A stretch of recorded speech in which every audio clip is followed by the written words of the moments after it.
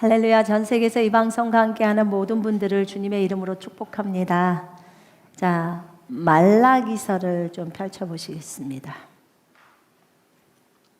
말라기서 2장 10절부터 16절까지 같이 좀 읽어보십시다. 10절부터 같이 읽겠습니다. 우리는 한 아버지를 가지지 아니하였느냐? 한 하나님께서 지으신 바가 아니냐? 어찌하여 우리 각 사람이 자기 형제에게 거짓을 행하여 우리 조상들의 언약을 욕되게 하느냐? 유다는 거짓을 행하였고 이스라엘과 예루살렘 중에서는 가증한 일을 행하였으며 유다는 여호와께서 사랑하시는 그 성결을 욕되게 하여 이방신의 딸과 결혼하였으니 이 일을 행하는 사람에게 속한 자는 깨는 자나 응답하는 자는 물론이요 만군의 여호와께 제사를 드리는 자도 여호와께서 야곱의 장막 가운데서 끊어버리시리라. 너희가 이런 일도 행하나니 곧 눈물과 울음과 탄식으로 여호와의 제단을 가리게 하는도다. 그러므로 여호와께서 다시는 너희의 봉헌물을 돌아보지 아니하시며 그것을 너희 손에서 기꺼이 받지도 아니하시거늘 너희는 이르기를 어찌 됨이냐 하는도다. 이는 너와 네가 어려서 맞이한 아내 사이에 여호와께서 증인이 되시기 때문이라. 그는 내 짝이요 너와 서약한 아내로되 네가 그에게 거짓을 행하였도다. 그에게는 영이 충만하였으나 오직 하나를 만들지 아니하셨느냐? 어찌하여 하나만 만드셨느냐? 이는 경건한 자손을 얻고자 하심이라. 그러므로 내 심령을 삼가지켜 어려서 맞이한 아내에게 거짓을 행하지 말지니라. 이스라엘의 하나님 여호와가 이르노니 나는 이혼하는 것과 옷으로 학대를 가리는 자를 미워하노라. 만군의 여호와의 말이니라. 그러므로 너희 심령을 삼가 지켜 거짓을 행하지 말지니라. 아멘.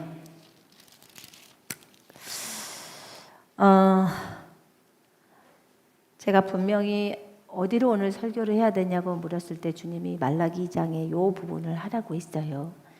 근데 이제 저는 이걸 읽으면서 굉장히 생소했습니다. 뭔 말인가? 솔직히 잘 몰라가지고. 그래서 우리가 어떤 회개해야 될 것들을 얘기해야 하는 건지, 단순히 이제 그것에 집중되어 있는지. 근데 이제 여기서 읽다가 보니까 어려운 부분들 나오더라고요. 자, 우리가 10절부터 차곡차곡 읽어보십시다. 읽으면서 주님이 우리에게 무엇을 말씀하시는지, 이 방송과 함께 하시는 분들 가운데 오늘 이 메시지를 꼭 들어야 할 분이 계시다고 하셨어요. 그래서 하나님이 어떻게 생각하시는지를 좀 보시고 그 부분이 제대로 되어 있지 않았다면 우리는 이 부분을 고쳐야 합니다. 그죠? 예, 특별히 형제님들이 오늘 잘 들으셔야 될 것 같습니다. 왜냐하면 자기와 서약한 아내에 대한 내용이에요. 자, 우리는 한 아버지를 가지지 아니하였느냐. 제가 히브리어 직역 성경하고 그 다음에 쉬운 성경하고 개역 성경 들고 왔어요. 그래서 성경을 좀 개역 성경이 좀 어려운 부분들이 있으니까 그럴 땐 제가 쉬운 성경하고 히브리 말로 된 성경을 좀 읽어드릴 거예요. 우리는 한 아버지를 가지지 않았는가? 당연하죠. 우리는 하나님 아버지를 한 분이시라는 거죠. 우리 모두의 아버지는 한 분이시다. 한 하나님이 우리를 지으셨다. 지금 이 얘기죠. 한 하나님께서 지으신 바가 아니냐. 그런데 어찌해서 우리 각 사람이 자기 형제에게 거짓을 행하느냐. 그런데 어찌하여 사람들이 서로 약속한 것을 어기느냐. 서로 거짓을 행한다는 거예요. 어떤 약속을 해놓고 그것을 지키지 않는 것을 거짓을 행한다고 개역 성경에는 표현해 놓고 쉬운 성경에는 약속한 것을 어긴다고 했어요. 약속한 것을 어기느냐?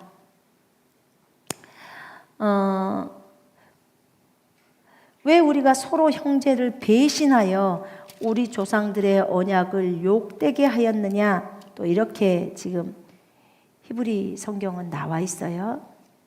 자기 형제에게 거짓을 행하여 우리 조상들의 언약을 욕되게 했다. 자기 형제들에게 배신을 때려서 욕되게 했다. 이렇게 이제 얘기를 한 거예요. 그러니까 여기서 중점적으로 볼 것은 거짓을 행하는 거예요. 거짓을 행하는 것을 배신을 했다고, 배신했다 이렇게도 표현하고, 약속을 어겼다 이렇게 표현합니다. 도대체 어떤 약속이기에 하나님과 맺은 언약, 또 형제들과 맺은 그런 약속들을 거짓을 행했을까? 11절에 보세요. 11절에 유다가 배신해서 이스라엘과 예루살렘에서 가증한 일이 행해졌으니 이는 유다가 여호와께서 사랑하는 여호와의 성물을 욕되게 하고 이방신의 딸과 결혼했기 때문이다. 이방신의 딸과 결혼했기 때문이다. 지금 제가 히브리 성경으로 읽는 거예요. 지금 우리가 볼 때 이스라엘과 예루살렘 중에서 가증한 일, 하나님이 미워하는 일, 가증하다는 것은 하나님 미워한다는 거예요. 이를 행하였으며 유다는 여호와께서 사랑하시는 그 성결을 욕되게 하여 유다는 여호와께서 사랑하시는 그 성소 또는 성전을 욕되게 하여 또는 그 성물을 욕되게 하여 이방신의 딸과 결혼하였다. 이방신의 딸과 결혼했다. 이게 무슨 말일까? 우상 숭배하는 자와 결혼했다. 이렇게 표현을 하면 우리가 얼른 쉽게 알 수가 있을 텐데, 이방신의 딸과 이방에 있는 신이라고 말하는 뭐 신을 섬긴다든지 그러니까 이방인들 중에서 만약에 모압에 보면은 모압에서 바알을 숭배했죠. 그럼 바알 숭배라는 그 제사장의 딸이라든지, 그죠?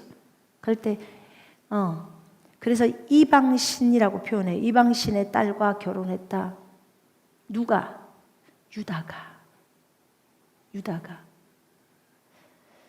이 표현을 좀 기억해 봐요. 왜냐하면 뒤에 하나님의 자손에 대한 게 나와요. 뒷부분에. 그래서 유다는 여호와께서 사랑하시는 그 성소를 욕되게 하여 이방신의 딸과 결혼하였으니, 여호와께서 사랑하시는 그 성전, 여호와께서 사랑하시는 그 성소, 여호와께서 사랑하시는 그 성물, 그것을 유다는 두려워하지 않았어요. 두려워하지 않고 유다의 남자들은 여기 그 쉬운 성경에는 외국 우상을 섬기는 여자들과 결혼했다. 이렇게 쉬운 성경에는 표현해 놓았어요. 그럼 하나님이 이걸 기뻐하실까요? 정말 기뻐하시지 않죠. 그러니까 느헤미야 때 기억나세요? 에스라 때 기억나세요? 그때는 결혼했던 그 여자, 태어났던 아기들까지 다 쫓아내잖아요. 이방 신을 섬기는 여자와 결혼을 하게 되면 왜 그렇게 하실까요? 그 신을 그 여자가 데려와서 자기 남편인 유다 사람으로 하여금 그 우상에게 절하고 그 우상을 섬기게 만들기 때문에 하나님께서 그것을 미워하시는 거예요. 맞죠? 예. 여러분, 우리가 하나님이 우리에게 주신 십계명 중에서도 첫 번째로 뭐라고 그래요? 하나님 사랑하라고 그러잖아요. 그죠? 그때 우상 숭배하지 말라고 말합니다. 주님은 신이세요. 근데 쪼무레기들하고 비교가 되십니까? 근데 안 되잖아요. 근데 신과 신의 대결인 것처럼 바알 숭배를 한단 말이에요. 우리 하나님은 창조주잖아요. 얘는 피조물이고. 근데 어떻게 하나님과 비교될 수 있을까요? 그렇게 될 수가 없죠. 근데 주님은 굉장히 기분 나빠하세요. 여러분, 우리 주님이 질투하신 하나님이신지 아시죠? 우리가 주님한테 질투를 일으켜서 뭐 할 거예요?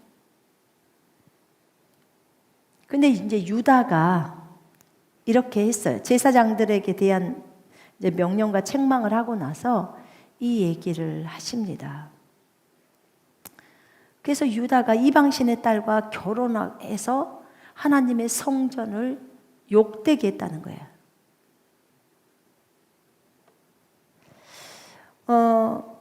성전을 욕되게 했고 성소를 욕되게 했고 또는 성물을 욕되게 했다고 했어요. 구약이기 때문에 지금 이 상태는 그들의 몸에 대한 성전에 대한 개념은 아니에요. 구약이기 때문에 분명히 그 당시에 있던 성전이고 성소고 그럴 거란 말이에요. 그런데 여기에서는 이렇게 표현을 하셨더라고요. 그러면 이방신의 딸과 결혼을 해가지고 성소를 욕되게 하는 게 어떤 의미일까? 그러면 그렇다고 이방신의 딸이 성소에 와서 무슨 하나님을 예배한다고 하거나 그 이방신을 성소로 갖고 들어와서 그렇게 하지는 않았을 텐데. 그렇지만 이 이방신의 딸과 결혼하게 되면 아기를 낳는 일이 생기죠. 그죠? 그래서 이 아기하고도 문제가 있는 거예요. 이게 뒷부분에 좀 그게 나와요. 그래서 이렇게 행하는 자 가서 그 이방신의 딸과 결혼한 사람, 이런 일을 행하는 자는 야곱의 천막들의 자녀들이나 만군의 여호와께서 곡식제물을, 그 여호와께 곡식제물을 바치는 자라도 여호와께서 끊어버리시겠다는 거야. 여호와께 예배드리는 자라 할지라도 그가 이방신의 딸과 결혼했다면 여호와께서 그 사람을 끊어버리겠다는 거예요. 아무리 야곱의 장막 가운데 들어와 있어도, 그게 유대인일지라도 그렇게 이제 끊으시겠다고 말씀을 하신 거예요. 너희가 행한 두 번째 일은 너희가 여호와의 제단을 눈물로 덮고 울음과 신음으로 덮은 것인데, 그래서 그가 다시는 곡식 제물을 돌리셔서 너희 손에서 기쁨으로 취하지 않으신다는 거예요. 곡식 제물을 받지 않겠다는 거예요. 눈물로 다 채워져서 하나님의 제단에 와서. 그래서 그 이유를 울고 탄식하는데, 왜 제물을 받지 않으실까? 이들이 이렇게 말을 합니다. 왜 제물을 받지 않으시지? 그 제물을 받지 않는 이유가 분명하게 나와 있는 게 14절에 있어요. 그거는 여호와께서 너와 네가 배신한 네 어렸을 때 아내, 그녀는 네 동반자였고 네 언약의 아내였다. 그녀 사이에 여호와께서 증인이라는 거예요. 증인. 자, 젊어서 결혼한 아내와 어떻게 지냈는지 여호와께서 다 보셨기 때문이다.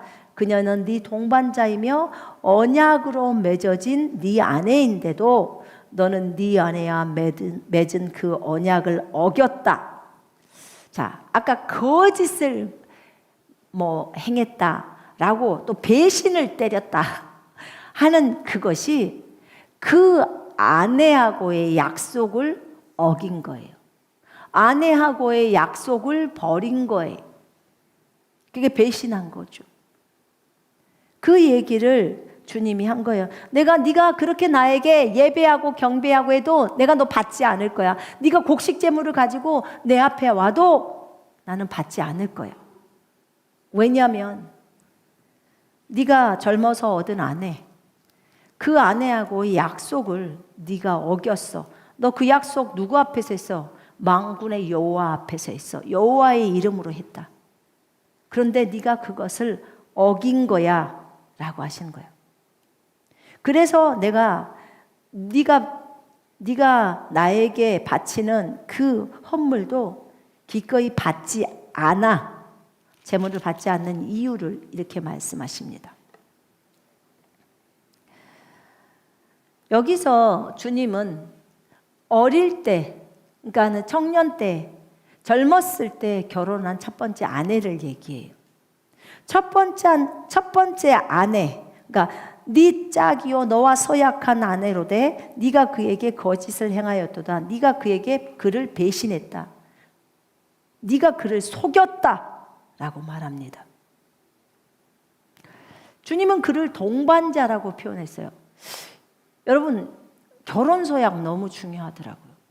제가 며칠 전에도 주례를 했지만 결혼 서약으로 맺어졌어요. 근데 그 서약을 누구 이름으로 했냐면 여호와의 이름, 예수 그리스도 이름으로 한 거예요. 그러면 저랑 저희 남편 결혼한 지 한 32년 됐나요? 그죠? 32년 됐어요. 정말 오래 살았죠. 정말 오래 살았어요. 나에 대해서 잘 우리 남편이 참 많이 인내해주고 그랬는데, 그런데요, 32년 동안을 살면서 우리가 다투기도 많이 하고 또 사랑하기도 많이 하고 그랬는데, 근데 제가 이 말씀을 준비하면서요, 저를 많이 돌아봤어요. 가만히 있어봐, 내가 옛날에 서약을 어떻게 했더라? 기억도 안 나요. 너무 오래전에 결혼을 했잖아요. 지금이면 이제 형제 자매들을 제가 주례를 하기 때문에 그 했던 것이 다 기억이 되고, 지금 쟤는 진짜 똑바로 대답을 하고 있는 건가? 왜냐면 이건 하나님 앞에서 대답이기 때문에 반드시 지켜줘야 될 것이에요. 왜냐면 이게 진짜 무서운 얘기가 뒤에 나와요. 그래서 이게 하나님이 진짜로 중요시 여기는 것이, 너와 결혼한 그 아내하고의 약속이 하나님 앞에서, 내 앞에서 이루어졌고 내가 증인이야. 하나님이 증인이라는 거예요. 그러면 하나님이 증인이시기 때문에 그 짝에게 너 그 서약했던 그 서약을 이루어야 되는데 거짓을 한 거예요. 그리고 배신 때린 거예요. 그리고 어떻게 해요? 이방 신의 딸하고 결혼을 하는 거예요. 그래서 주님이 화가 나신 거예요.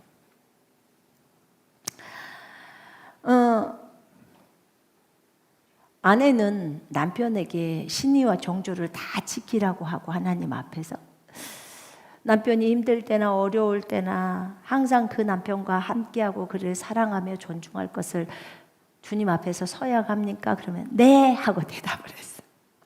남편도 아내를 위해서. 그런데 내가 내 남편이 힘들고 어렵고 이럴 때 나는 어땠는가? 또 남편은 내가 힘들고 어려울 때 어땠는가? 그 약속대로라면 우리가 제대로 못한 거예요. 난 나 자신을 비춰봤을 때 그렇더라고요.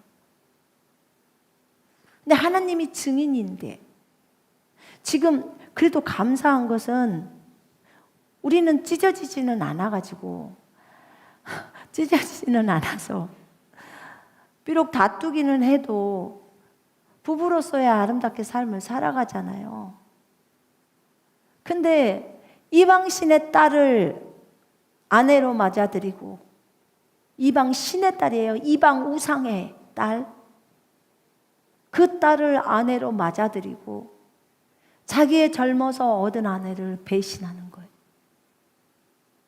그때 주님이 화가 나셔서 유다에게 책망하시는 내용이에요. 지금 내가 증인이야.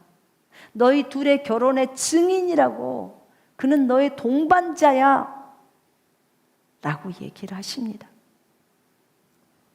그러면서 너는 그에게 거짓을 행하였도다. 그에게는 영이 충만하였으나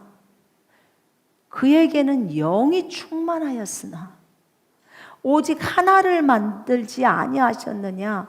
어찌하여 하나만 만드셨느냐? 이는 경건한 자손을 얻고자 하심이라. 그러므로 네 심령을 삼가 지켜서 어려서 맞이한 아내에게 거짓을 행하지 말지니라. 배신 때리지 말라. 지금 이 말이거든요. 이제 15절이 딱 들어오니까 이게 뭔 말이요? 이거 너무 어렵더라고요. 이게 무슨 말일까? 생전 들어도 못 본 말. 그에게는 영이 충만하였으나 누가 영이 충만해? 하나님이? 하나님이 당연히 영들의 아버지시니까 하나님이 영이 충만하였으나, 근데 이 앞에 구절로 봤을 때는 그에게는 딱 말하면 이건 아내인데, 젊어서 얻은 아내처럼 문구가 들어와 있어요. 그에게는 영이 충만하였으나 오직 하나를 만들지 아니하셨느냐. 뒷 구절을 읽으면 또 주님 같아.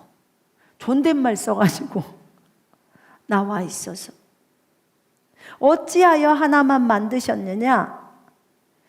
어찌됐든 어떤 분이 하나를 만드셨대요. 하나만 만들었어. 이는 경건한 자손을 얻고자 하심이라. 경건한, 히브리어를 찾아봤어요. 엘로힘 이렇게 나와 있어. 엘로힘 하나님, 신들, 이런 뜻인데 하나님의 자손을 얻고자 하심이래. 하나를 만드셨어요. 그리고 하나만을 만드셨어. 오직 하나만이라고 나와요. 오직 하나만을 만드셨는데 그 하나를 통해서 하나님의 자손을 얻는다는 거예요. 그러면 지금 젊었을 때 결혼했던 그 아내와 남편이 부모를 떠나 아내와 결합하여 한 몸이 된다고 해요. 하나가 된다고 해요. 부부는 하나라고 하잖아요. 그죠? 그러면 주님이 2명의 아내를 두지를 않았어요. 2명의 아내를 뒀다면 분명히 주님은 하와를 만들고 또 다른 여자를 또 만들었을 거예요. 근데 주님은 하와 1명만 만들었어요. 여자. 그리고 다른 여자를 안 만들었어요. 만들었어요? 안 만들었어요? 안 만들었어요. 하와 하나만 만들었어요. 그리고 아담에게 하와를 줬어요. 그럼 애초에 하나님의 계획은 뭐였어요? 한 남자에게 한 여자만을 주는 거예요. 그래서 가정을 이루어서 잘 살게 하는 것이 하나님 아버지의 뜻이었어요. 그러면 착한 다윗이 부인이 몇 명이었을까요? 한 10명 되지 않아요? 네. 욕심으로 인하여서 다 부인을 만드는 거예요. 솔로몬은 몇 명? 1000명. 1000명. 근데 아담은 몇 명이었어요, 부인이? 1명. 1명. 아담은 순종하고 살았어요. 혹시 아담이 다른 여자를 얻어서 그 아기를 낳았다 이런 말이 있나요, 성경에? 저는 못 본 것 같은데. 어찌됐든 여기서 중요한 것은 영이 충만하여졌으니 라고, 여기서 그에게는 영이 충만하여졌으니 그에게는 히브리 안에는 없더라고요. 그 말이. 그에게는 이라는 말이 없어. 영이 충만하다는 건 있어요. 그래서 그 남자가 그 아내에게 거짓을 행하고 배신을 때려서 아내를 버리고 이방신의 딸을 아내로 맞이한 거. 이방신의 딸과 이제 음행을 하는 거죠. 근데 주님은 이 젊었을 때 아내가 이 남자랑 하나가 되었을 때, 주님이 하나로 만드셨죠? 하나가 되었을 때 그들이 낳는 아기는 하나님의 자손이라는 거예요. 하나님의 자손. 정말 놀랍더라고요. 이걸 어떻게 표현한대요? 하나님의 자손이요? 정말 하나님의 자손이라고 표현해요, 여기에서. 거듭난 사람들과 같은 그런 형태인가요?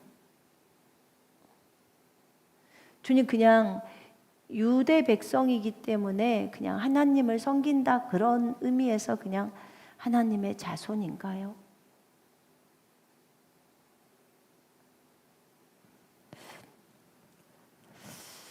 어찌됐든 하나님의 자손이라는 이 말 자체가 그대로라고 하셨어요. 그대로라고 하시더라고요. 그러면 젊었을 때의 아내를 너무너무 소중히 생각해야 되는 거예요. 여러분,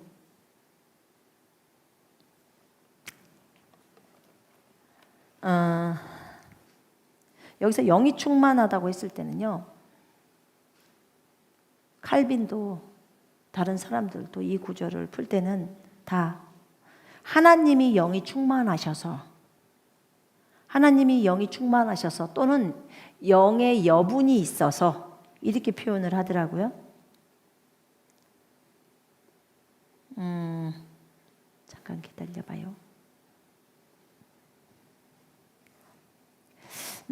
제가 히브리 성경을 읽어볼게요. 남은 영이 그에게 있는데도 하나만 그가 만드시지 않았느냐. 하나님에게 남은 영이 그에게 있는데도 하나만 그가 만드시지 않았느냐. 그 하나가 찾는 것이 무엇이냐? 하나님의 자손이 아니냐. 그러니까 하나님께 남은 영이 있었다는 거예요. 사람은 영이죠. 남은 영, 얼마든지 사람을 만들 수 있는 영이 있었다는 거예요. 하나님께. 남은 영이 있는데도, 그런데도 하나님께서는 하나만 만드셨다는 거예요. 한 여자만 만들었다는 거죠.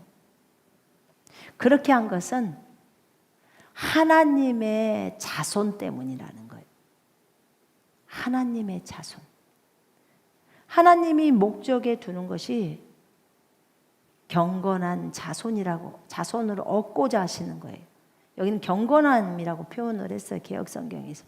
왜냐하면 달리 여기다 하나님의 자손, 그러면 도대체 어떻게 하자는 건지. 그래서 개역성경을 번역하실 때 이분들이 경건한 자손으로 딱 왔더라고요. 그렇게 썼더라고요.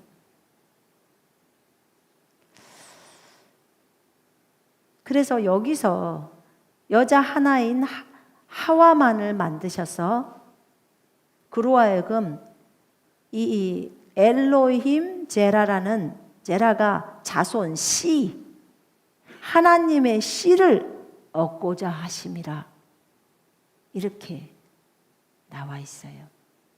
하나님은 이방 신들의 딸들이 유대인과 섞이는 것을 원하지 않으셨어요. 결국 예수 그리스도도 계보가 유대인의 계보에서 나오니까요. 근데 이제 이것을 보면서 제가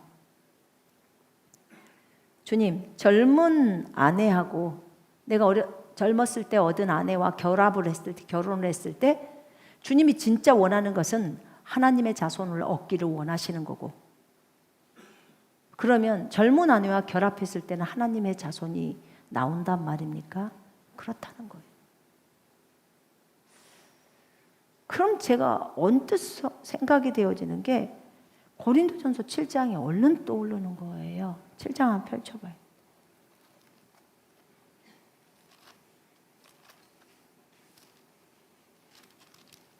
이 남편과 아내에 대해서 나와요.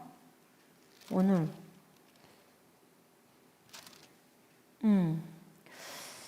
거기 보면 12절에 만일 어떤 형제에게 믿지 아니하는 아내가 있어 남편과 함께 살기를 좋아하거든 그를 버리지 말라. 믿지 않는 아내예요. 그죠? 자, 어떤 여자에게 믿지 아니하는 남편이 있어서 아내와 함께 살기를 좋아하거든 그 남편을 버리지 말라. 버리지 말라는 거예요. 믿지 않는 남편이 아내로 말미암아 거룩하게 되고 믿지 아니하는 아내가 남편으로 말미암아 그 형제로 말미암아 거룩하게 되나니 그렇지 아니하면 너희 자녀도 깨끗하지 못하니라. 그러나 이제 거룩하니라. 자녀가 거룩해진 거예요. 제가 이 구절을 풀 수가 없더라고요. 새로운 피조물인 우리들과 새로운 피조물인 상대방이, 새로운 피조물인 자매와 새로운 피조물인 형제가 결혼을 했어. 아기를 낳았어. 짠 하고 낳았어. 새 피조물이 나올까요? 혼 피조물이 나올까요? 우리 맨날 도대체 뭐가 나오는 거예요? 혼 피조물? 여전히 죄인? 어떻게 우리가 새로운 피조물이 됐는데 영도 새로워지고 다 새로워졌는데 우리가 결합해서 아기를 낳으면 아기가 새 피조물이 나와야 되는 것이 더하기 하면 그게 나와야 되는 것 같은데 애들 태어난 아기를 보면 그 아이들 거짓말도 하고 그런 거 보면 저건 정말 혼 피조물이다. 새 피조물이 아니다. 그런 얘기를 하잖아요. 왜냐하면 아담의 죄로 인해서 타락이 왔고 죄의 본성을 가지고 오기 때문에 그렇죠. 근데 여기는 거룩하다고 설명을 해요. 이게 믿지 않는 남편이요. 지금 믿지 않는 남편이에요. 믿지 않는 남편이 아내 때문에 거룩하게 되고 이걸 이제 우리는 어떻게 해석하냐면 아이고 믿지 않는 남편이 아내가 예수를 잘 믿으니까 그것 보고 아내 따라서 믿다 보니까 거룩하게 되고 그런 거지. 이제 이렇게 해석한다고요. 물론 15절에 혹 믿지 아니하는 자가 갈리거든 갈리게 하라. 형제나 자매나 이런 일에 구애될 것이 없어. 그러나 하나님 화평 중에서 너희를 부르셨느니라. 그러면서 아내 된 자야 네가 남편을 구원할지 어찌 알겠으며 남편 된 자야 네가 아내를 구원할지 어찌 알 수 있으리요. 이렇게 표현합니다. 그래서 그래 믿지 않는 남편일지라도 믿는 아내랑 살다 보면 구원받을 수 있지. 그러니까 거룩하게 되지. 아내 때문에 거룩하게 될 수 있겠지. 또 남편도 그러니까 믿는 남편과 믿지 않는 아내가 남편 때문에 거룩할 수 있겠지. 그렇지 않으면 그렇게 된다면 거룩하죠. 그렇지 만약에 그렇지 않다면 너희 자녀도 깨끗하지 못하니라. 너희 자녀도 더러워 깨끗하지 않아. 그러나 이제 거룩하니라. 자녀가 거룩하다는 거예요. 자, 우리가 거룩을 설명할 때요. 저번 주에 제가 설명했었어요. 히브리서 10장에 보면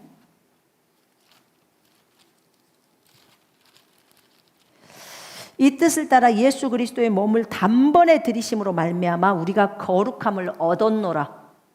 예수님의 몸을 들이심으로 우리가 거룩함을 얻었어요. 예수님을 받아들임으로. 그렇죠? 우리는 거룩해졌나요? 네, 이미 거룩해졌어요. 오직 그리스도는 죄를 위하여 한 영원한 제사를 드리고 하나님 우편에 앉으사 그 다음에 그가 거룩하게 된 자들을 한 번의 제사로 영원히 온전하게 하셨느니라. 그러면서 주님이 야 그날 후로는 내가 맺을 언약이 이것인데 내 법을 그들의 마음에 둘 거야. 생각이 기록하고 내가 그들의 죄와 그들의 불법을 내가 다시는 기억하지 않을 거야. 이것을 사했기 때문에 다시 죄를 위하여 제사 드릴 것이 없어. 사실 이 말은요, 그가 거룩하게 된 자들을 한 번의 제사로 영원히 온전하게 하셨다는 이 말 때문에요, 사실 죄는 다 끝났어요.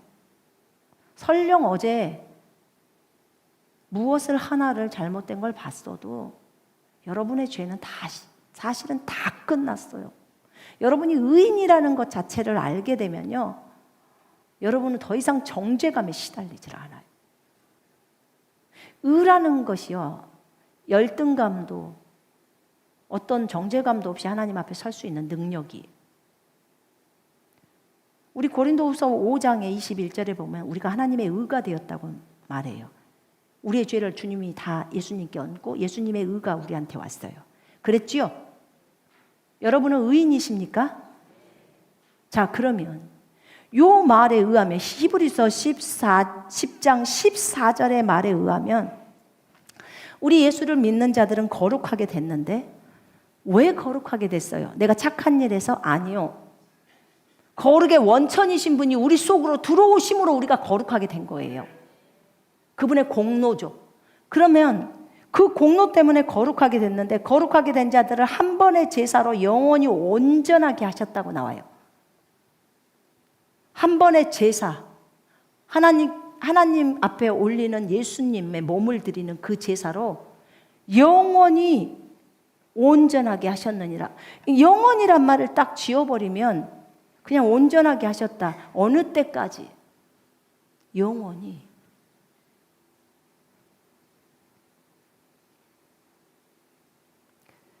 제가 중국에서 이것을 가르쳤는데요,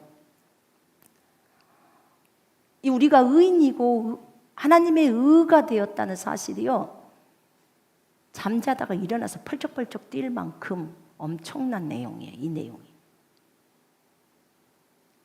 더 이상 우리는 죄와 상관없는 존재가 된 거거든요. 왜냐하면 생명의 성령의 법이 죄와 사망의 법에서 우리를 해방했단 말이에요. 그리스도 예수 안에 있는 자에게는 결코 정죄함 자체가 없어요. 우리 속에 예수 그리스도가 들어오신 거예요. 제가 저번 주에 설명했어요. 그런데 봐봐요. 정죄에 시달리는 것은 내가 죄를 저지른 것 때문에 마귀가 와서 여러분을 그 하나님 앞에서 고소하고 여러분에게 너 그렇게 해가지고 어떻게 하나님 앞에 설 수 있어 어쩌고 저쩌고 막 한단 말이에요. 그때 자신들이 하나님의 의라는 것을 아는 사람은 꼼짝도 안 해요. 까불지 마. 너 내 안에 의이신 분이 계셔. 내 의는 예수 그리스도야. 고린도전서 1장 30절에 그렇게 적어져 있어. 네가 나를 정죄하고 싶으면 예수님을 먼저 정죄해야 될걸? 정죄는 예수님을 믿는 자에게는 정죄함이 없다고 요한복음 3장 18절에 나와요. 로마서 8장에 33절에 의롭다 하시는 분은 하나님이시니 우리한테 의롭다고 하세요. 누가 너희를 고소해? 딱 나와요.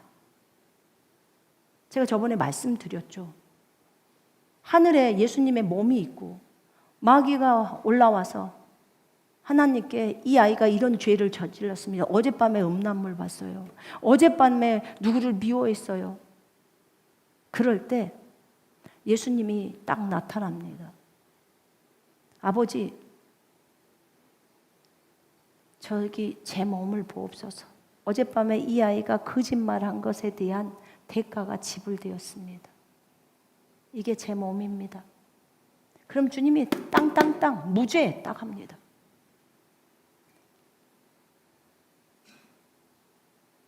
이게 사실이냐고요? 사실이에요. 그게 지금 10장 14절의 말이에요. 근데 제가 이렇게 가르쳤더니 이렇게 가르쳤어요. 그러나 죄를 지으면 반드시 자백을 해라. 그래야 다시는 죄를 안 짓는다. 사실 의에 대해서 설명하고 의인에 대해서 설명하면요, 엄청나게 사람이 업돼 버려요. 마귀가 공격에 와도요, 들은 척도 안 해요. 마귀 넌 까불고 있어. 어디서 이런 주제에 감히 하나님의 아들인 우리한테 건드려? 절대로 정죄감에 빠지지도 않아요. 우울하지도 않아요. 하나님의 아들이라는 그것이 너무 강력해서. 근데 이것을 이용해 먹는 사람들이 있었어요. 영적으로 어린 사람들은 잘 모르기 때문에 내가 의인이래, 내가 범죄해도 내 죄에 대해서는 이미 요한 1서 성경을 알면 2장 1절에 2절에 내가 이 성경을 쓰는 것은 너희가 죄를 짓지 않게 하려고 쓰는데 만일 누가 죄를 지었어도 하늘에 변호인이 있어. 너희 변호자가 있어. 의인이신 예수 그리스도시야. 그분은 너희의 죄를 위한 화목제물이시고 전 세계 모든 사람의 죄를 위한 화목제물이시고 끝나버린 거예요, 이미. 그래서 구원파에서 사실은 회개하지 말라 뭐 이런 소리를 했던 거예요.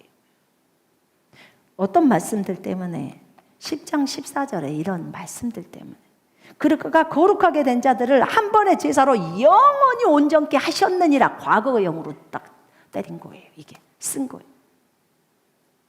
이 말이 틀렸냐? 맞아요. 100번 맞습니다. 근데 이것 때문에 저는 남용하는 게 싫은 거예요. 그러면 죄를 지어도 된단 말인가? 그럼 제가 로마서 6장을 딱 갖다 들이밀어요. 안 돼. 야, 주님이 우리 죄를 위해서 희생하신 그 희생이 너무나 큰데 그걸 생각하지 못하고 마음대로 죄를 지으면 되겠니? 너가 하나 모르고 있는 게 있어. 죄를 지을 때, 자, 의인의 개념에서는요, 여러분, 하나님과 우리의 관계 부분을 굉장히 강조하는 거예요. 하나님은 아버지시고 나는 아들이에요. 여러분들이 아들, 딸이에요. 그죠? 예. 우리가 하나님의 자녀란 말이에요. 그러면 이걸 부부관계에서 빗대서 얘기해 볼게요. 저랑 남편이랑 싸움을 했어요. 싸움을 하고 나서는 서로 토라졌어. 삐졌어. 그렇다고 나랑 남편이랑 관계가 끊어진 건가요? 아니에요. 여전히 내 여보인 거예요. 그죠? 남편이고 아내예요. 근데요, 교제는 못해요. 열받아서. 그죠? 서로 삐져갖고 지금 삐져있는 상태이기 때문에 못하는 거예요. 신부는 여전히 아내고 남편이에요. 근데 서로 얘기가 안 된다 그 말이에요. 교제가. 범죄를 하게 되면 이 상황이 펼쳐지는 거예요. 여전히 하나님은 내 아버지시고 나는 자녀예요.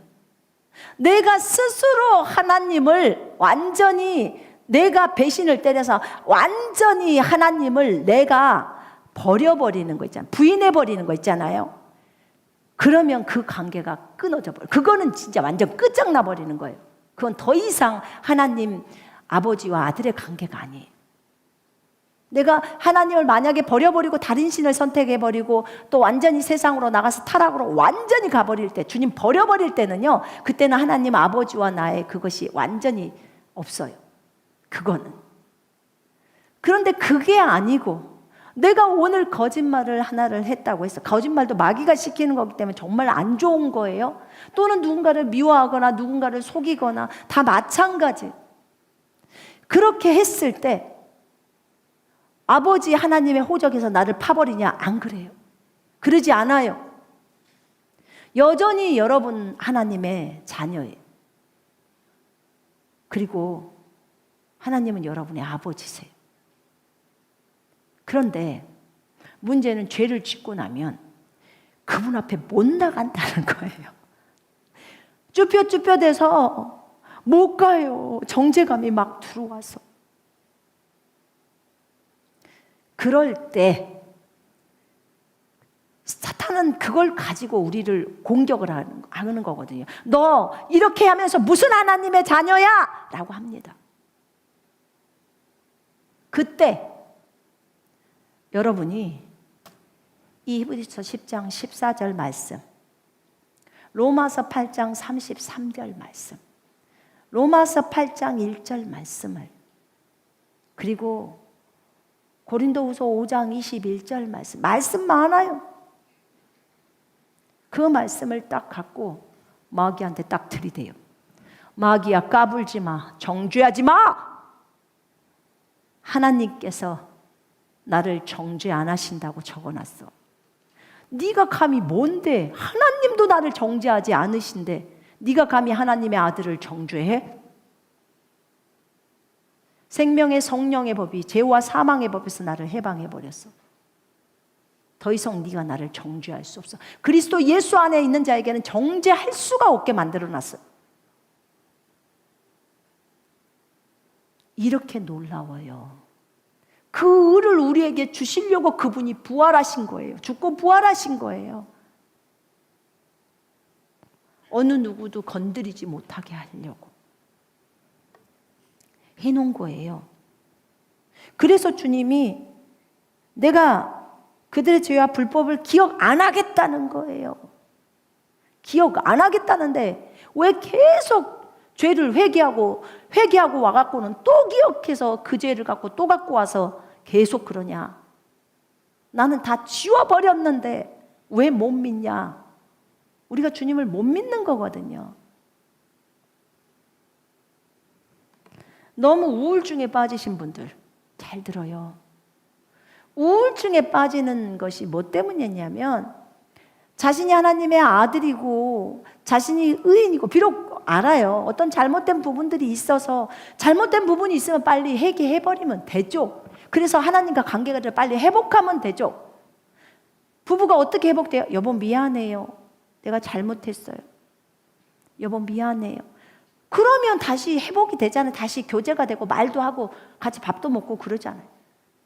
그런 것처럼 하나님 잘못했어요. 제가 누구를 미워했어요. 그러면 다시 관계가 회복이 되잖아요. 하나님과 다시 대화가 된다 그 말이에요.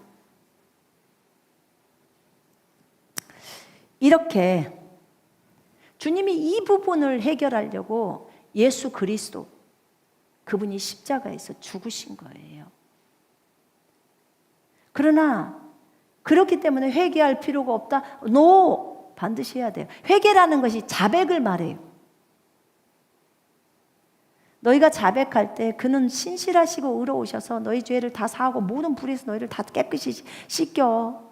그리고 완전히 회복이 되는 거예요. 같이 대화가 되는 거예요. 여러분, 그래서 구원파가 회개하지 말라고 말하는 것도 잘못된 말이에요. 그 말이 자백을 해야 돼요. 고백을 해야 돼요. 아빠, 내가 어제 거짓말했어요. 용서해 주세요. 그래야 회복이 돼요. 관계가 회복돼요. 우리 주님하고 친밀해지고 싶잖아요. 그래요, 안 그래요? 그래요. 근데 우리가 의인이라는 이 구절이, 의인이라고 말한 것이 이 10장 14절에 10절부터 쭉 나오는 거예요. 거룩이라는 구절부터. 거룩한 자들을 한 번의 제사로 주님께서 몸으로 올리심으로 영원히 온전하게 끝장내버렸다는 거예요. 그래서 뭐 이걸 또 칼빈주의는 붙들어서 한 번 구원은 영원에 막 또 이렇게 나가는 거예요. 그래서 뭐 어떤 죄도 저질러도 돼. 이건 또 말이 안 되잖아요. 그러니까 왜 그렇게 도용을 하는지는 모르겠어요. 계속해서. 그렇지만 어쨌든 하나님이 우리를 의롭게 하셨기 때문에 어떤 정죄감을 빠지지 마요. 마귀가 정죄를 할 때 당당하게 일어서라고요. 예수의 보혈을 의지해야 돼요. 예수님이 우리를 위해서 행하신 이 공로를 의지하고 일어서야 합니다. 젊은 친구들도 마찬가지예요. 그런데 또 그것을 남용해서 맨날 죄를 지으면서 이제 나중에는 거기에 대해서 완전히 무감각해지면 안 돼요. 그렇게 해서는 안 돼요. 주님이 우리에게 의를 주시고자 본인이 이 땅에 사람으로 오시고 죽으시고 그 많은 고난을 당하시고 채찍 맞으시고 그리고 나서 부활하셨어요. 죽고 그리고 우리에게 생명의 성령으로 들어오셨죠. 성령은 의로 인한 생명이에요. 이것이 하나님이 우리에게 주신 의예요. 그러니까 이 의에 대해서만 알아도 절대로 우리 인생에 우울증은 없어요. 어떻게 우울할 수가 있습니까? 만왕의 왕이 우리 속에 들어와 있는데 어떻게 우울하냐고요. 어떻게 영적 침체가 있대요. 만왕의 왕이 우리 속에 들어와 있는데 예수님하고 따로 논다는 거죠. 그러면 침체가 있다는 것은 한번 생각을 깊이 해봐야 돼요. 내가 그것을 믿고 있나? 오늘 오전에 저희 남편이 그런 설교를 했잖아요. 계시가 있으면 믿음이 있다고. 여러분이 지금 10장 14절만 진짜 이 계시가 와도요, 거룩하게 된 자들을 한 번의 제사로 영원히 온전하게 했으면, 여러분 죄 가운데 맨날 마귀한테 정죄당하는 사람들은요 지금 펄쩍펄쩍 뛰어야 될 상황. 더 이상 나에겐 정죄함이 없는 거구나. 하나님, 여호와 하나님도 나를 의롭다고 말해주시고 정죄를 안 하세요. 예수님이 여인에게 뭐라고 해요? 여인아, 나도 너를 정죄하지 않는다. 가서 다신 죄 짓지 마. 그렇게 말해요. 근데 감히 마귀가 우리를 고소해요? 말씀을 알면 당하지 않아요. 알면 당하지 않는다고요. 우리의 위치가 지금 그래요. 그 말씀을 붙들고 일어서야 합니다. 그리고 당당하게 주님 앞에 은혜의 보좌 앞으로 예수 보혈을 의지하고 나아가는 거예요. 우리가 전적으로 그분 앞에 설 수 있는 건 그분의 공로입니다. 아멘. 그렇다고 죄에 거할 수 있느냐? 결코 그럴 수 없노라. 아멘이시죠? 여러분 죄 가운데서 떠나세요. 떠나셔야 합니다. 오늘 우리에게 주님이 말씀하시는 이 말라기서의 말씀에서 주님은 그 말을 합니다. 이스라엘 하나님 여호와가 이르노니 나는 이혼하는 것과 옷으로 학대를 가리는 것을 미워하노라. 그러므로 너희 심령을 지켜서 아내에게 거짓을 행하지 말라는 거예요. 자, 들어보세요. 이스라엘의 하나님 여호와께서 이혼하는 것을 미워하신답니다. 이혼하지 마십시오. 이혼하지 마십시오. 이혼한 사람은 자신의 남편이 결혼하지 않았으면 남편과 하합을 하시든지, 남편이 이미 결혼해서 딴 여자가 있으면 혼자 사십시오. 혼자 사세요. 성경의 말씀에 따라. 그리고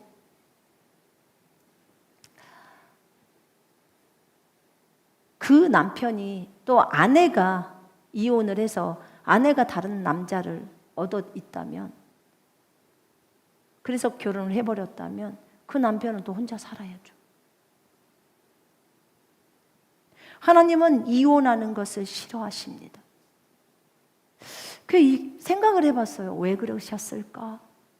근데 하나님은 저와 남편이 결혼할 때 하나님 앞에서 서약을 했잖아요. 약속을 했잖아요. 그걸 여호와가 증인이란 말이에요. 예수님이 증인이시라고. 그렇으면 그 서약을 지키기를 원하시는 거예요. 근데 여러분들 오늘 집에 돌아가셔서 혹시 결혼식 했을 때 비디오나 뭐가 있으면 가서 다시 한 번만 봐보세요.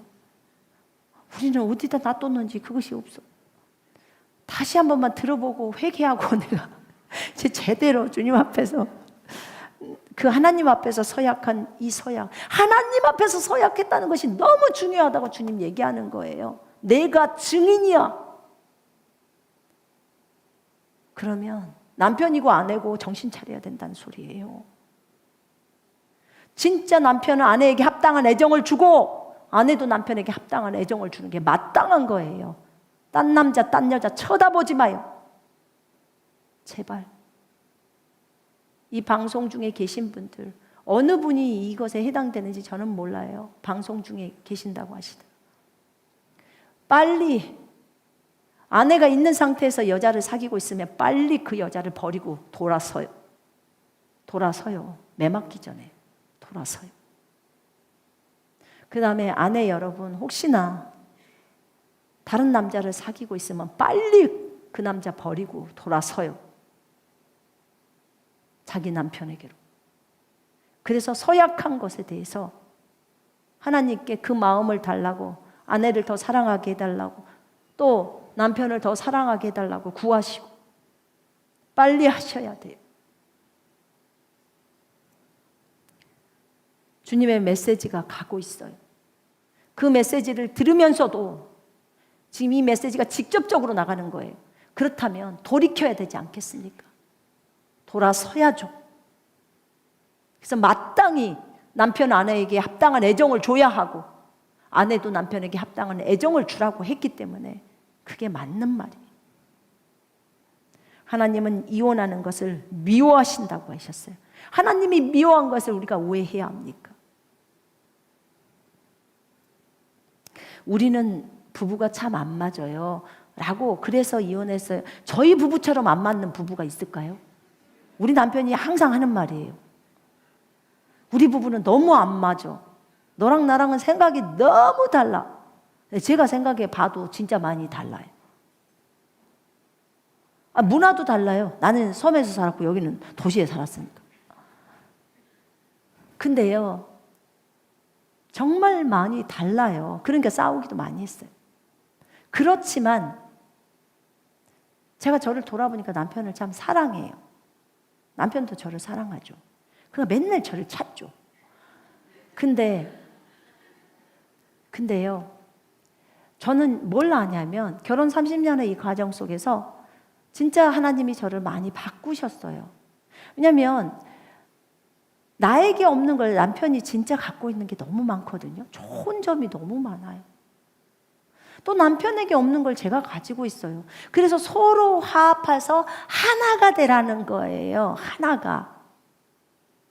근데 이게 하나가 되지 못하니까 문제가 일어나는 거예요. 둘이 되어 있으니까. 하나가 되려면 뭐예요? 자기 걸 버려야 하나가 되는 거예요. 그죠? 성경에 따라서. 근데 감사해요. 이러면서 맞춰가는 거예요. 근데 하나님께서 분명하게 이혼하지 말라고 했어요. 가정이 찢어지는 걸 원하지 않아요. 주님은 원하시지 않아요. 나는 이 방송과 함께 하시는 분이 절대 이혼하려고 하지 마시고 가정으로 돌아가기를 원합니다. 그래서 아내와 함께 하나 되어서 살아가세요. 그렇게 하셔야 돼요. 내가 범죄했을 때 내가 의인이 되었고 하나님의 자식이라는 것에 대해서는 변함이 없고 여전히 제가 의인입니다. 그러나 계속 범죄를 한다면 그것에 대해서 계속적으로 범죄를 해요. 아까 남용하지 말라고 했죠, 죄를. 주님이 이렇게 우리를 의인 삼아줬다고 해서 그걸 주님이 호적에서 안 파서 안 판다고 해서 계속 그걸 가지고 그 죄를 저지르게 되면 주님은 이건 약속하셨어요. 징계를 내린다. 자식이기 때문에 매를 치는 거예요. 바르게 돌아오라고. 호적에서 파지는 않아요. 그런데 징계가 와요. 여러분, 하나님께 맞으면 아파요, 안 아파요? 아파요. 아픕니다. 그래서 돌이켜야 합니다. 어제까지 지었던 거 하나님께 회개기도 하세요. 고백하세요. 하나님 잘못했습니다. 제가 하나님 아버지를 업신여기고 주님께서 그 아들까지 보내줘서 이 죄 문제를 해결하려고 해놓는데 나는 그 죄를 업신여기고 계속 죄 가운데 살았습니다. 내 안에 그 하나님이 들어와 계시는데 내가 그런 죄를 저질렀습니다. 용서해 주십시오. 나 주님과 다시 관계를 회복하고 싶고, 다시 하나님, 주님이 나를 거룩히 하셨는데 이제 삶 속에서 주님 말씀대로 거룩의 삶으로 나아가기를 원하오니 성령님 도와주시옵소서. 이렇게 구하면서 가셔야 합니다. 또 하나는 옷으로 학대를 가리는 자를 미워한다는 거야. 아내를 두드러 패는 거예요. 폭력으로 두드러 패는 거예요. 그리고 그 옷으로 가렸다는 거예요. 지금 이 말이에요. 그 옷으로 너무 쉽게 가리죠. 형제 여러분, 아내 때리지 마요. 절대 아내 때리지 마요. 어느 날 어떤 분이 저하고 전화 상담을 했는데 몇 차례 전화가 오신 분이 너무 괴로워요. 남편이 때릴 때마다. 남편이 바람나서 다른 집사들하고 바람나서 그렇게 한 상태 속에서 또 부인까지 때려. 인내하고 왜냐면 그 남편이 장로래요. 그러니까 너무너무 어렵죠. 교회한테 어렵게 할 수도 없고 그 남편의 체면이 있으니까. 근데 이 자매는 너무 힘든 거예요. 어디다 하소연할 길도 없고 계속 맡기에는 너무 많이 이렇게 멍들잖아요. 내가 볼 땐 전치 몇 주는 나와. 6주, 8주는 나와. 너무 심하게 맞아서 막 목도 쫄림을 당하고 거의 죽을 것 같은 그 끝자락에 안전히 숨 못 쉴 때 그때 쫙 풀어준대. 손 떼준대. 너 누구한테 말하면 너 죽일 거야 이렇게 하면서. 그렇게 삶을 사는 것이 너무 이 자매에게는 고통인 거예요. 그래서 저한테 전화가 왔어요. 처음에는 말씀으로 말해주면서 좀 인내합시다. 그 남편이 돌아오기를 기도합시다. 한 날은 정말 많이 맞았대요.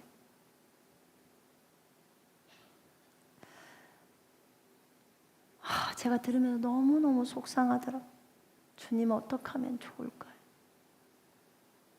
어떻게 하면 좋을까요? 경찰에 신고하라고 해라 그러시더라고요. 경찰에 신고하라고 해라. 깜짝 놀랐어요.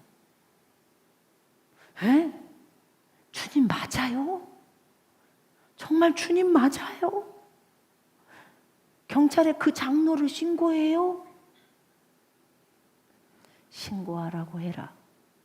그는 많이 인내했다. 그래서 자매님 내가 잘못 들었는지 잘 모르겠지만 주님이 신고하래요.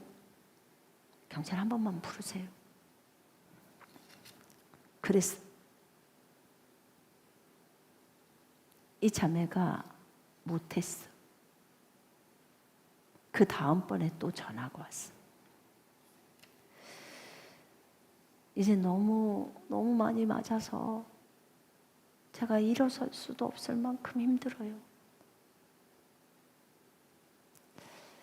정말 같은 여자 입장에서 너무 속상하고 이혼해란 말이 요만큼까지 나오려고 그래요. 정말. 근데 성경은 이혼하지 말라고 했기 때문에 주님이 저한테 그랬거든요. 너는 상담을 할 때 항상 성경에 따라 상황이 어떠하든지 성경에 따라 상담해줘. 왜냐면 나머지는 내가 처리할게. 이렇게 하셨거든요. 그래서 이제 그렇게 말은 하고 이혼하시면 안 돼요. 근데 경찰 한 번만 부르세요. 그래서 이분이 경찰에 신고를 했어. 근데 그 악랄한 장로가 순한 양이 됐어. 경찰이 오니까. 어떻게 그럴 수 있죠? 다른 사람의 체면을 너무나 중시하는 거. 그 아내를 그렇게 두드러 팰 때는 어쩌고.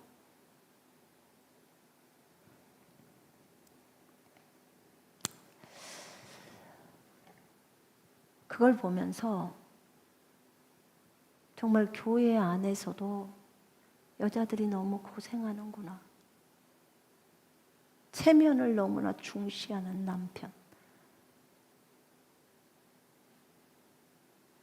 경찰이 오니까 꼼짝 못하는 거예요. 그 자매가 그러더라고요. 진작 경찰을 부를 걸. 한 번만 불러도 그렇게 안 하는데. 계속 용납해주고 용납해주고 용납해주고 하니까 이제는 너무 심한 건요. 그런 자기하고 사귀는 그 여자 앞에서 자기 부인을 때리는 건요. 정말 더 악한 거예요. 이 남자들의 한계가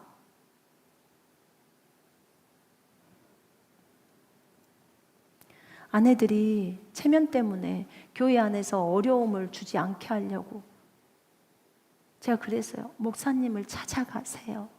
제발 목사님을 찾아가세요. 내가 그랬어요. 나는 그분의 목회자가 아니잖아요. 그곳 교회에 목사님을 찾아가시라고. 자기 못 간대.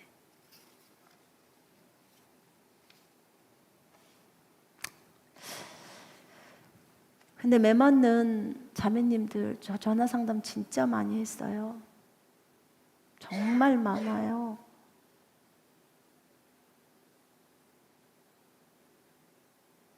근데 왜 경찰이 오면 그거는 창피하고 무서워하죠, 남자들이. 그럴 거면 내 아내가 설마 나를 경찰에 신고하겠어? 이렇게 생각 못 해요.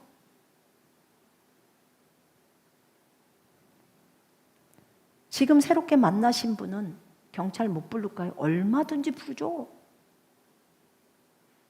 지금의 여자들은 안 참는데. 종황지처는 무조건 참고만 매를 맞이고도 그렇게 바람을 피우면서도 양심의 가책도 없어.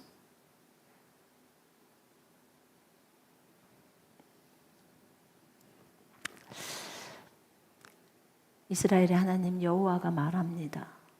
이혼하지 마. 내가 그거 미워해. 왜냐하면 너는 남자와 여자는 내 앞에서 혼인 서약을 맺었어. 내가 증인이야. 네가 젊었을 때 아내는 너의 동반자라고, 너의 짝이라고 그렇게 말씀하셨어요. 여러분들 맨날 헷갈리죠. 저 남자가 저렇게 그냥 속상하고 나를 핍박하는 저 남자가 내 짝 맞아? 저 핍박하는 아내가 내 짝 맞아. 짝 맞대요. 맞대잖아요. 헷갈리지 말고.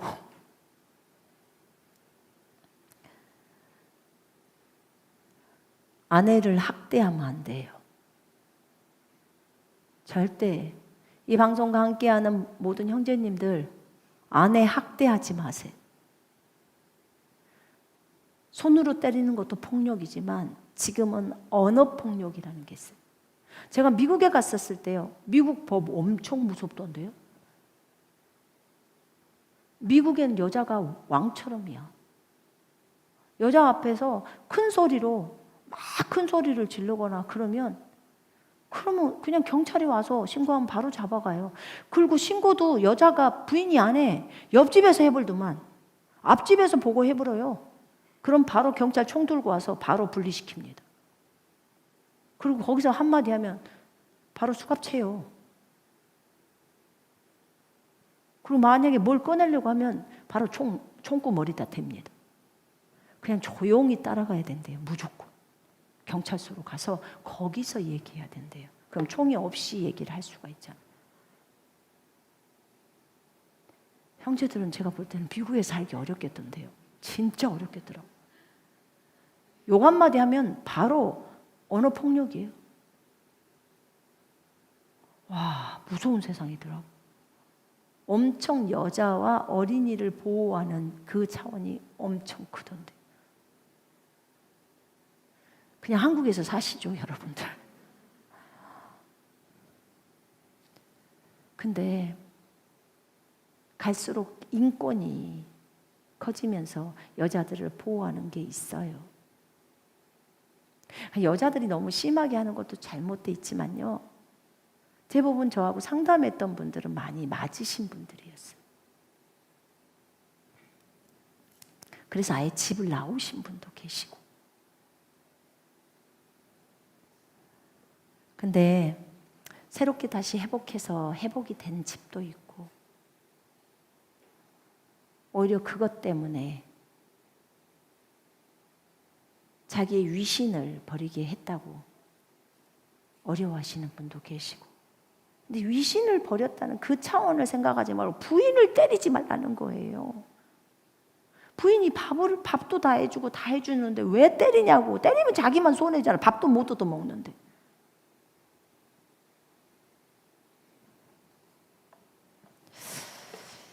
주님은 이혼하는 것과 옷으로 부인을 확대해서 가리는 것을 미워하신다고 하셨어요. 그럼 주님으로부터 뭐가 와요? 징계가 와요. 남편들에게 징계가 옵니다. 큰일 나는 거예요.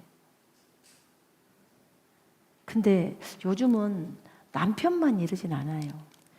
예전에 제가 중국 갔을 때 보니까 중경 여자들이 남자를 그냥 조인트 까버리던데 이렇게 완전. 그리고 막 주먹으로 남자를 때려. 무서웁디다. 우리 남편이 그거 보고 막 열받았어. 감히 여자가 남자를 때려 길거리에서. 근데 너무 여자라 뭐 함부로 할 수가 없지. 자기도 혼날 것 같은데. 근데 제가요 그때 우리 그 중국에 있는 자매들한테 남편 때려본 사람 손 들으라 했더니 대부분 다 들던데요.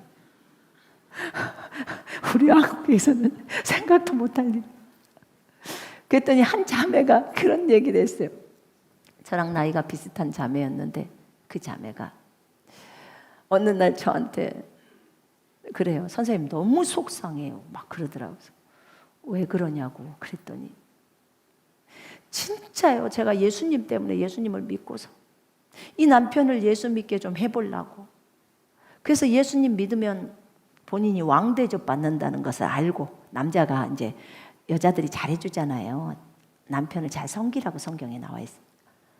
그래서 이제 예수는 믿었지만 말 안 듣고 술 먹고 도박하고 다 아는 거예요. 그런데 이제 침대에 누워가지고 직장 출근도 안 하고 이 자매한테는 가서 돈 벌어 오라고. 옛날 같았으면 이거 한 방이면 선생님 이거 한 방이면 끝나는 거예요. 저한테 그래.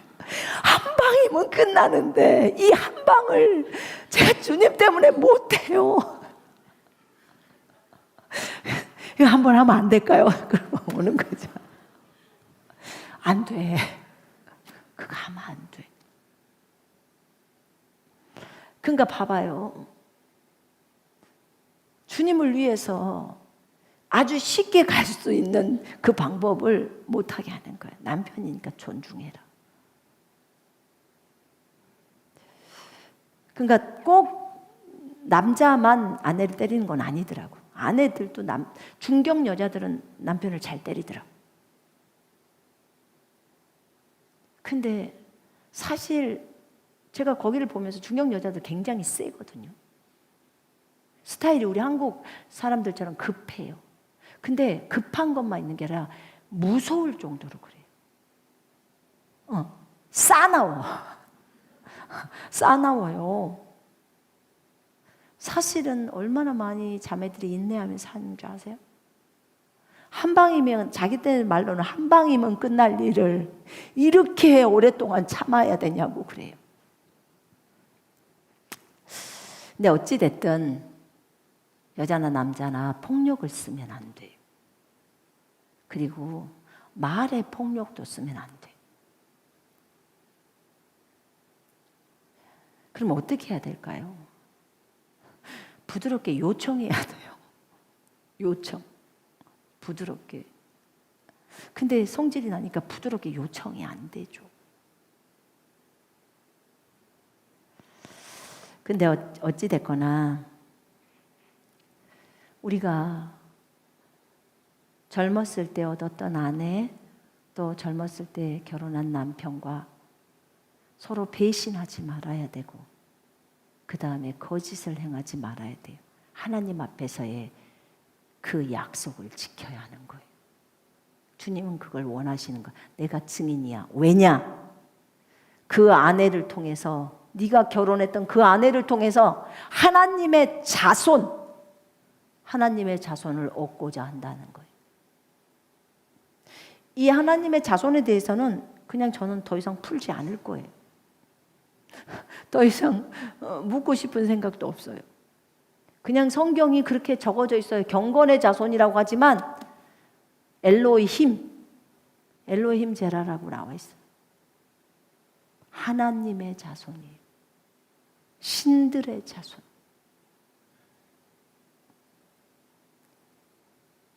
그 자손을 얻는다는 거예요. 어떤 이유인지는 모르겠어요. 하나님이 하나만 만들었어. 여자 하나만 만들었어. 그 하나를, 부부가 하나 되게 해서 그 하나를 통해서 하나님의 자손을 얻겠다는 거예요. 하나님의 계획은. 그래서 이혼하지 말라는 거예요. 가서 이방 신의 딸과 결혼하지 말라는 거예요. 이방 신의 딸과 섞이면 하나님의 자손이 안 나온다는 거예요. 이것과 아까 고린도전서 7장하고도 연관이 있다고 하셨어요. 거룩과. 근데 이제 너무 좀 깊이 들어가면 너무 계시가 커질 것 같아서 더 이상 더 진행을 안 한 거예요. 이 말씀 그대로가 이겠구나.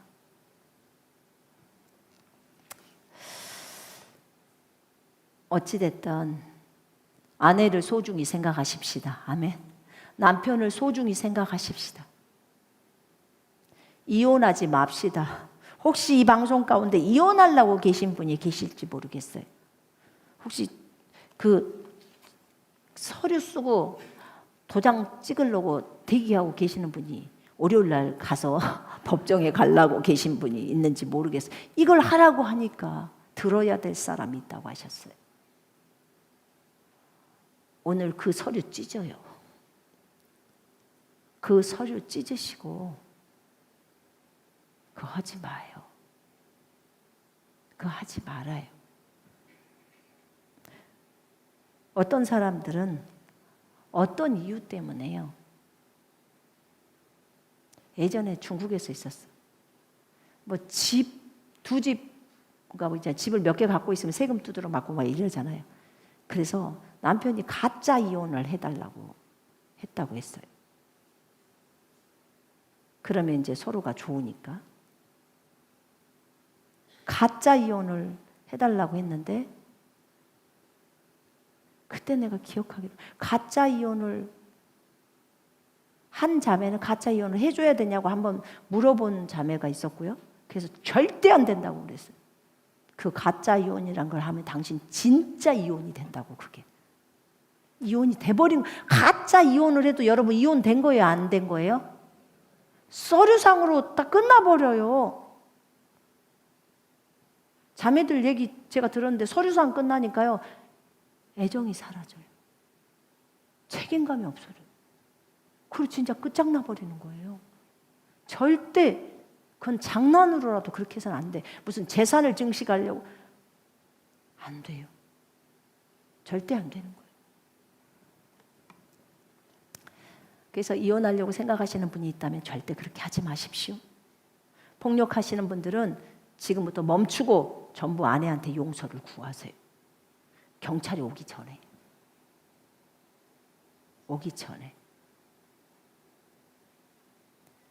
그렇게 하면 아내들은 또 용서하잖아요. 그리고 때리지 마요. 주님이 미워한대잖아요. 여러분을 주님이 한번 때려보면 어떨까요? 악소리가 날걸요. 절대 그렇게 아내를 때려서는 안 돼요. 연약한 그릇이고 생명의 상속을 받을 자. 그러면 아내랑 함께 잘해야 되죠. 그죠? 어쨌든 오늘 하나님께서 하나님의 자손을 얻기 위해서 젊을 때 얻었던 아내와 결혼해서 자식을 낳았을 때 그 자식이 하나님의 자손이란 뜻이에요. 지금 그 말이에요.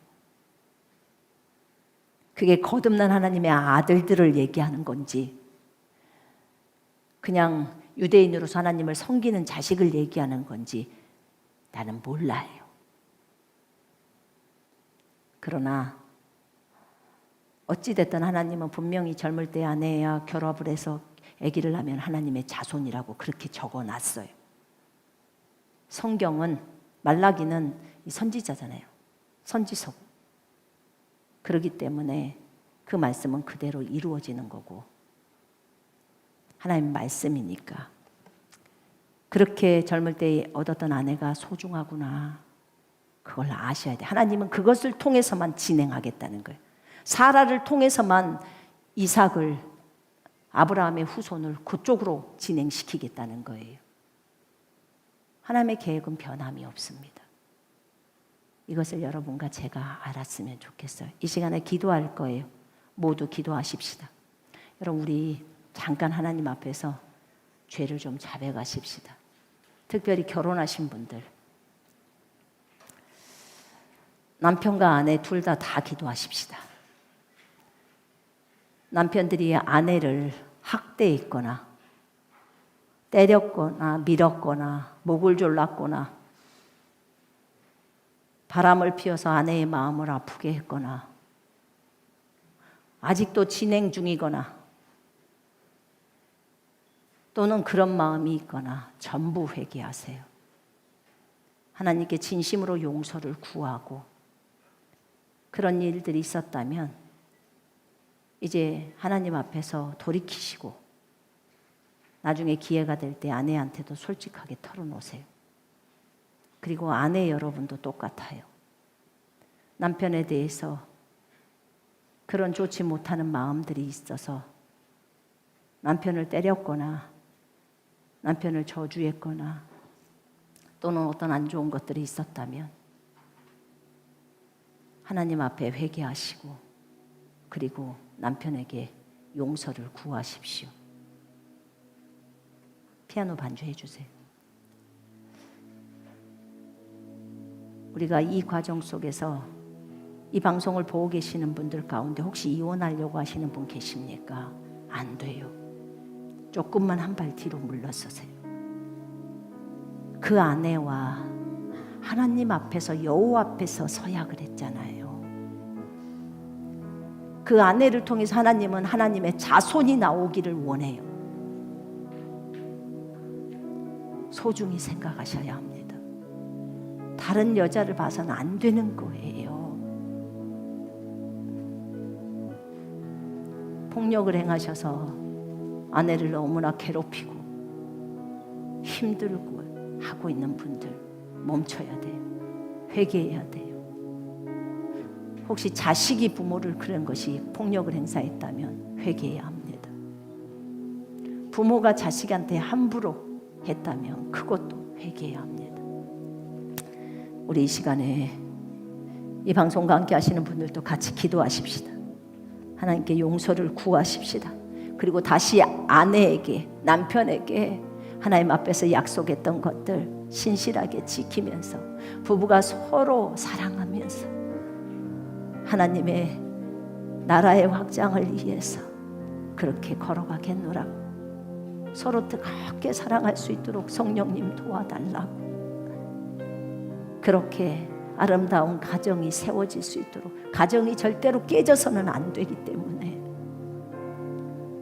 그것을 생각하면서 이 시간에 기도하십시다.